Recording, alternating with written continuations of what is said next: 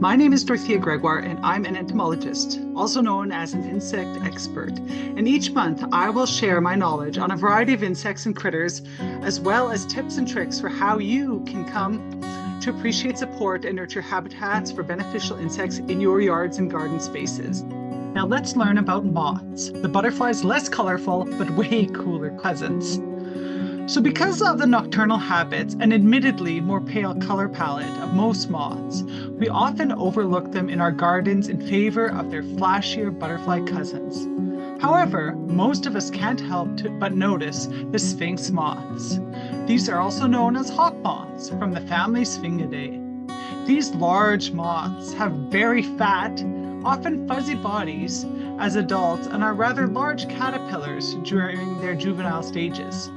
Some of us might be most familiar with certain species of sphinx moths during their juvenile stages as tomato hornworms or tobacco hornworms, which can both become garden pests in large numbers. Fortunately, however, most sphinx moths don't cause such issues and are a natural part of our garden ecosystems. Did you know that sphinx moths are actually an important pollinator? Many orchids are completely dependent on sphinx moths for their pollination. This includes the western prairie fringed orchid, which is extremely endangered and can only be found in Canada in a very small area of tall grass prairie in southeastern Manitoba. Another favorite sphinx moth in our family is the day-flying hummingbird moth.